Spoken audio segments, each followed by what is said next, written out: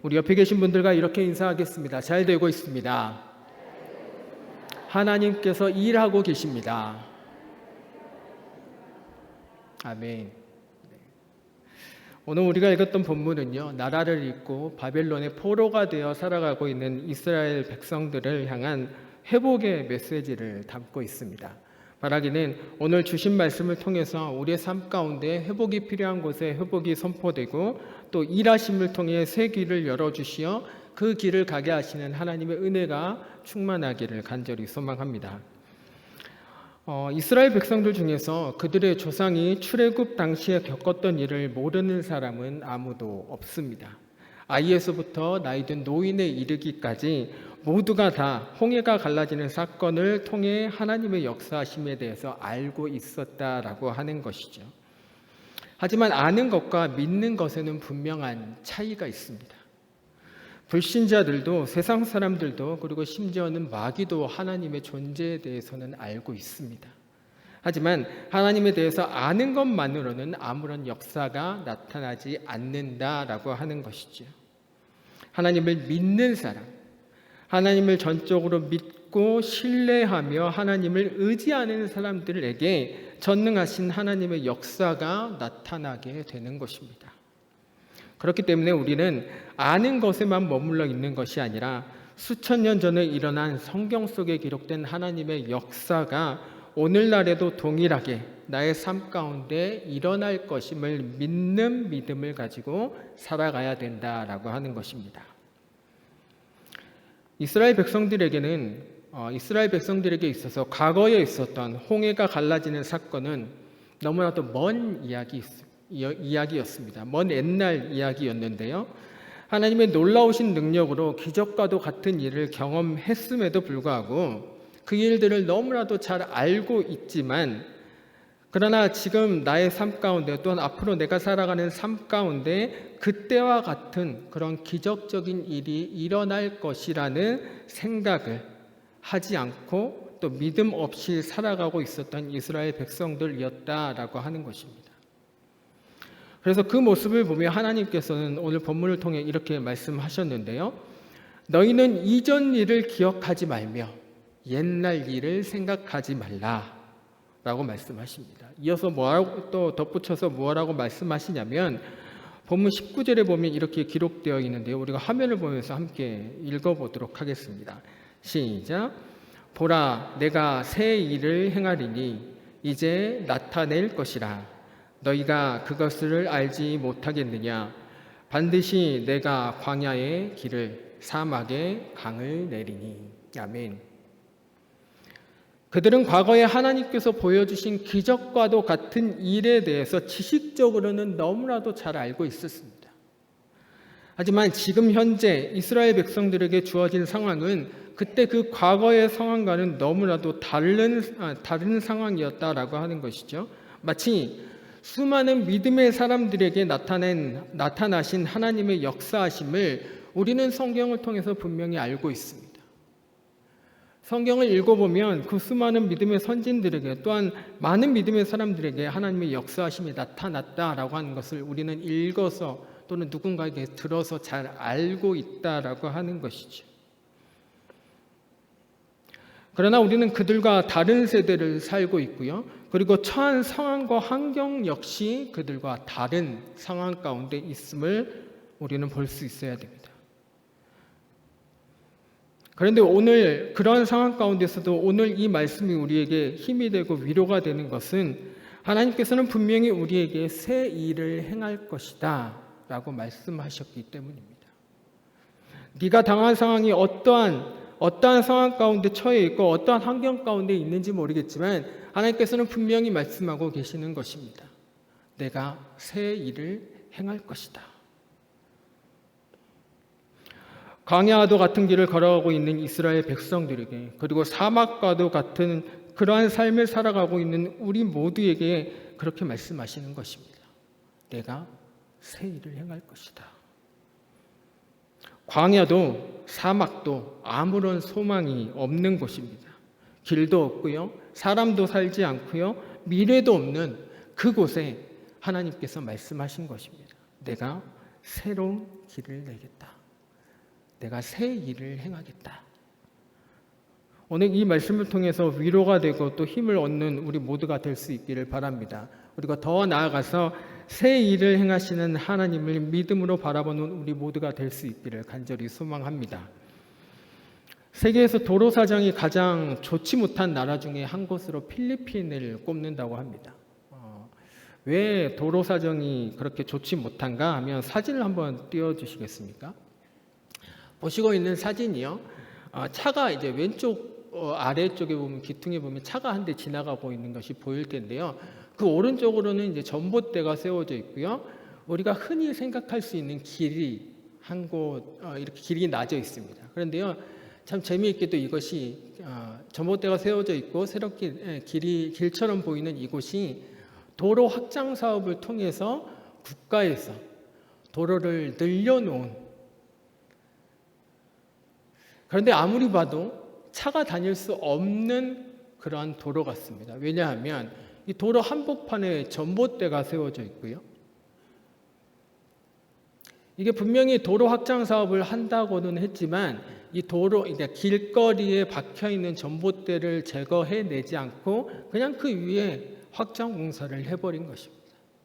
그러니까 말은 확장 공사인데 차들은 다니지 못하는 그런 길이 되어버렸다라고 하는 것이죠. 그리고 어떤 필리핀의 어느 지역에 가면요, 또 이런 비슷한 도로 한가운데 나무가 떡하니 서 있다고 합니다. 그 나무는 뭐 도로교통부나 환경부나 뭐 여러 기관에서 손을 대지 못하는, 어떻게 처리할 수 없는, 그래서 운전자들은 그 나무를 피해서 가야 하는 그런 상황 가운데 놓여 있다라고 하는 것이죠. 뭐 이런저런 이유들 때문에 필리핀의 도로 사정이 좋지 못하다라는 이야기를 하곤 하는데요. 우리 생각에는 도로를 확장하려는 계획이 있다면 그곳에 있는 뭐 건물이든지 뭐 나무든지 뭐 바위가 있든지 돌이 있든지 그러한 것이 있다면 그것이 뭐든지 간에 깨부수고, 뭐 나무라고 한다면 옮겨서 심고, 뭐 바위가 있다면 치워내고 해서 어떠한 방법을 써서라든지 합의를 하고, 그리고 그것을 실행에 옮겨서 확장 사업을 해야 하는 게 기본이라고 알고 있지 않습니까? 근데 보시는 것처럼 확장 사업이다라고 하는 명목 하에 진행된 사업이지만 확장을 한 것도 아니고 안 한 것도 아닌 상황처럼 되어버렸다라고 하는 것이죠. 어떠한 방법을 찾아서든지 간에 합의를 하고 실행에 옮겨야지만 이 교통의 상황이, 그 흐름이 더 좋아지기 마련입니다. 마찬가지로 하나님께서도 우리의 인생 가운데 새로운 길을 내시겠다고 말씀하셨습니다. 분명한 계획을 우리에게 말씀하신 것이죠. 그렇다면 우리가 해야 할 일이 무엇일까요? 그 다음 해야 될 일이 무엇이겠습니까? 새 길을 내시겠다고 하는 하나님의 계획에 동의를 하고, 그리고 합의서를 쓴 다음에, 그리고 사인을 하고 이제 부숴야 할 것들은 부셔야 하는 것입니다. 깨트려야 할 것들은 깨트려야 하고요. 그래서 어떠한 장애물도 없이 하나님께서 새 길을 내실 수 있도록 내어 맡겨 드려야 한다는 것입니다. 하나님께서 그렇게 기회를 주셨고 새 길을 내겠다고 하셨지만 아직도 내 안에 부수지 못하고 깨트리지 못한 장애물이 있다면 우리는 그것 때문에 자꾸만 걸려서 넘어지고 부딪힐 수밖에 없는 것입니다. 하나님께서는 분명히 말씀하셨습니다. 내가 너를 위해 새 일을 행하겠다. 새 길을 내겠다. 그러면 일단 우리는 너무 좋아하죠. 하나님께서 나에게 새 일을 행하시겠다고. 그러나 하나님께서 하실 일만 바라보고 있는 우리다라고 하는 것이죠.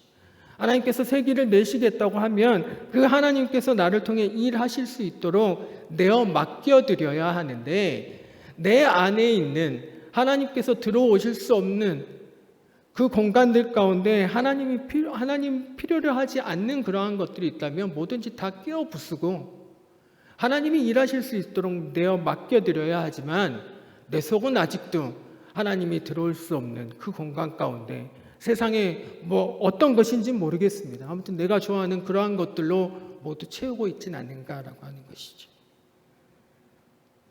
그렇기 때문에 나의 삶 가운데 새 길이 열리지 않게 되는 것입니다.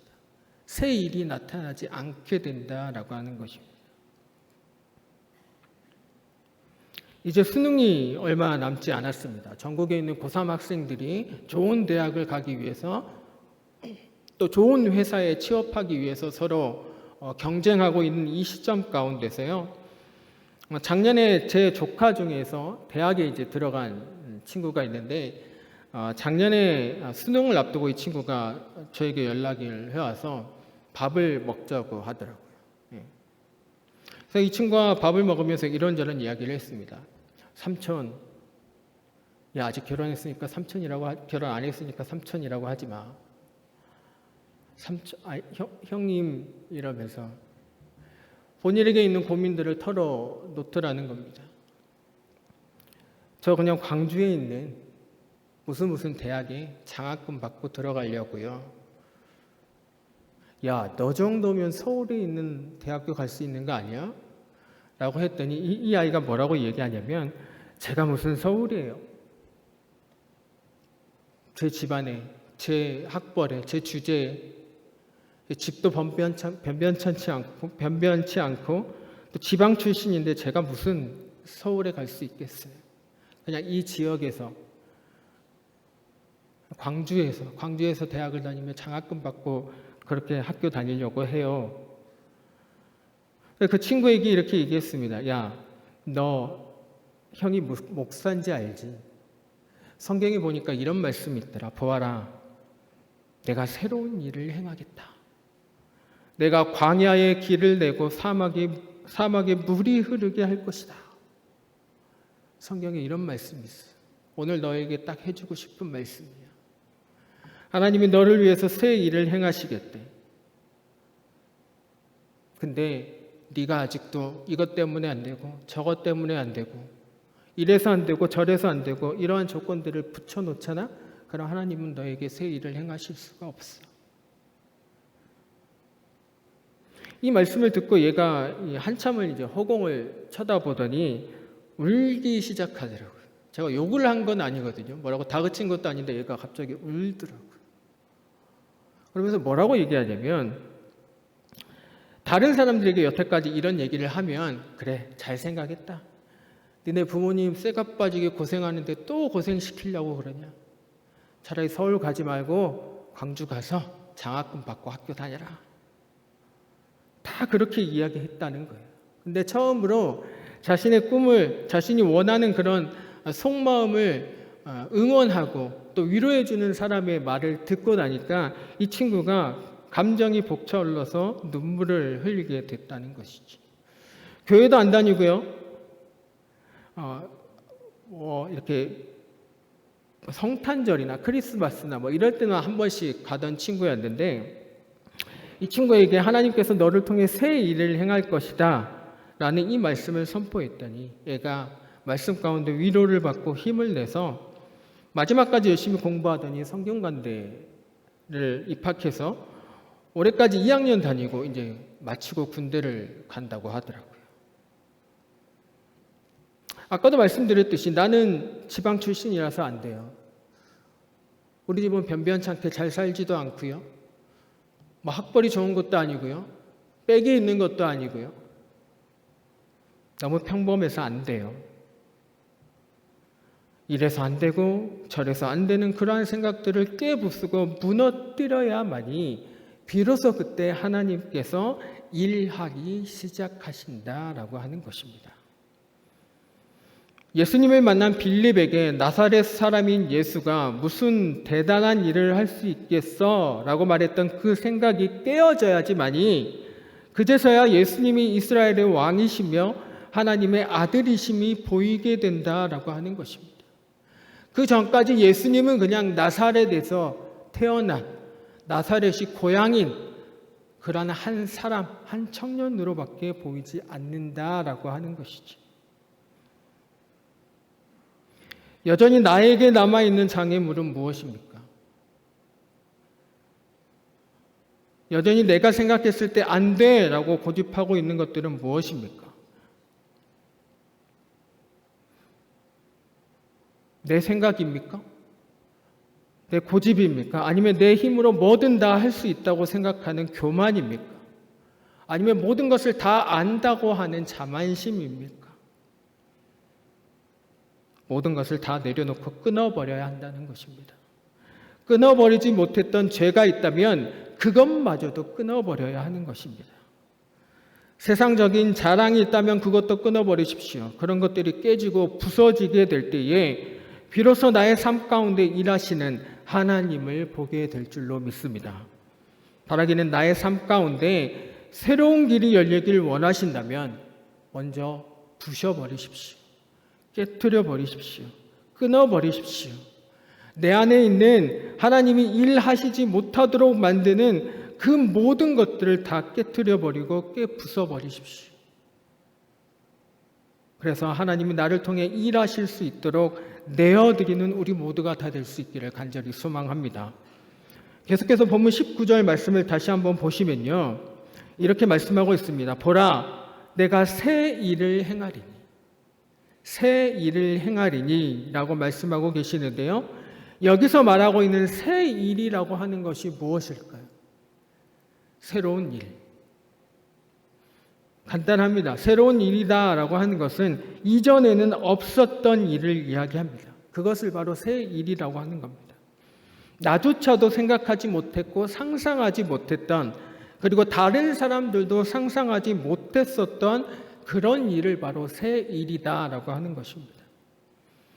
앞서 말씀드렸던 이 조카의 이야기처럼 많은 사람들이, 아니 모두가 다 안 돼, 이래서 안 되고 저래서 안 돼 라고 하는 그러한 상황이 우리 가운데도 있을 겁니다. 나의 학벌을 따지며, 또 나의 성별을 따지며, 나의 출신을 따지며, 그래서 안 돼, 도저히 안 될 것만 같은 상황이니까 포기하라고들 이야기합니다. 환경도 어렵고 길도 막혔고 가진 돈도 없고 능력도 없는데 거기에 무슨 소망이 있겠냐라고 하는 것이죠.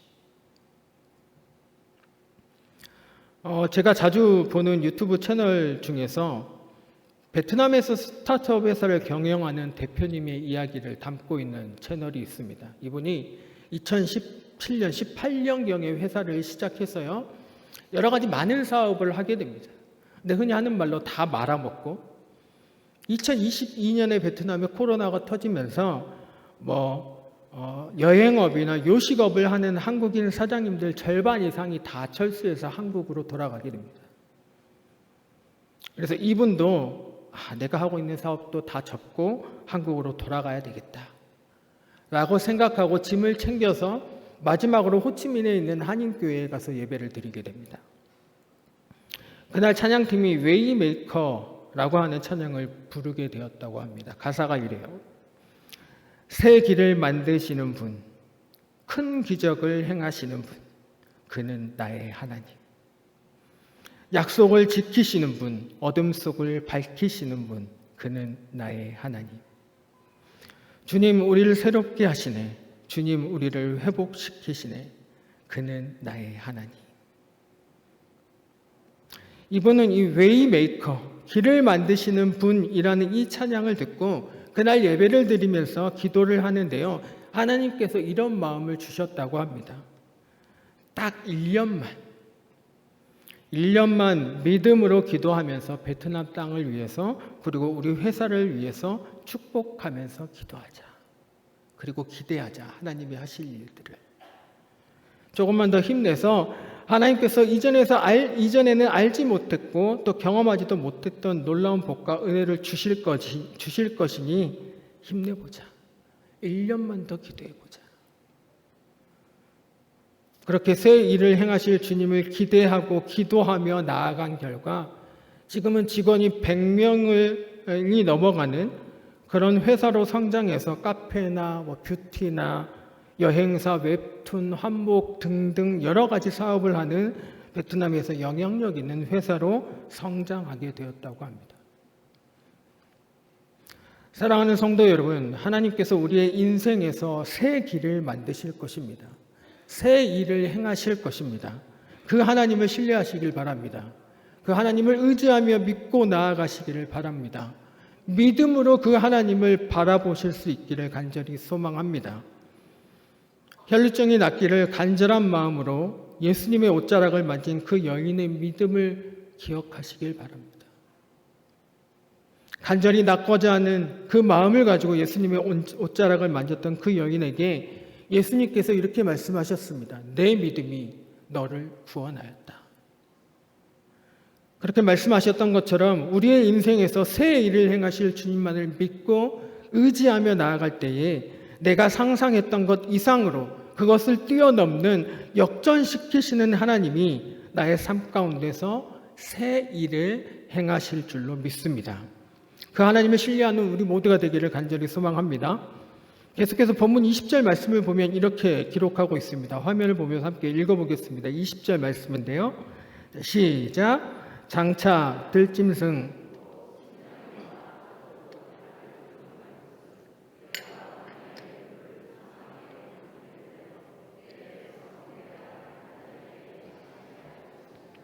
아멘. 광야와 사막에는 물이 없습니다. 그래서 그 땅은 쓸모가 없어서 버려진 땅이나 마찬가지입니다. 그런데 그곳에 물이 흐른다면 어떠한 일이 일어날까요? 하나둘씩 사람들이 모이게 될 것이고 이내 그곳은 마을을 이루며 살아가게 될 것입니다. 하나님께서 그렇게 되게 하실 것이라 말씀하고 계시는 것입니다. 그 일의 수혜자는 누구입니까? 내 백성, 내가 택한 자에게 마시게 할 것입니다. 여러분이 바로 그 주인공인 것입니다. 하나님께서 나를 위해 광야에 물을 내시고 사막에 강을 내셔서 그 일을 이루시겠다, 우리에게 마시겠다고 말씀하시는 것입니다. 하나님께서 나의 삶 가운데 새 일을 행하시겠다 말씀하셨다는 것이죠. 그 하나님을 기대하고 그 하나님을 소망하며 살아가는 우리 모두가 될 수 있기를 간절히 소망합니다. 열왕기하 19장 말씀을 보면요, 히스기야 왕이 편지 한 장을 들고 성전으로 올라가서 통곡하며 기도하는 장면을 기록하고 있습니다. 북이스라엘을 정복한 아수르가요, 이제는 남유다마저 정복하기 위해 히스기야 왕이 있는 예루살렘 성을 포위하게 되는데요. 아수르의 왕은 히스기야 왕과 하나님에 대한 온갖 모욕적인 글로 가득한 편지를 써서 히스기야에게 보내게 됩니다. 그 편지를 히스기야는 받아들었지만 아무런 일도 할 수 없었습니다.